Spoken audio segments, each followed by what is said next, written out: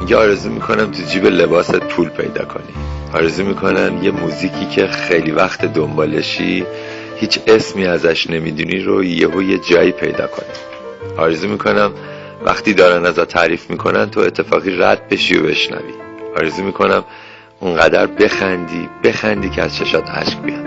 آرزو میکنم یه بویی که باهاش خیلی خاطره خوب داری یه جا به مشامت بخوره.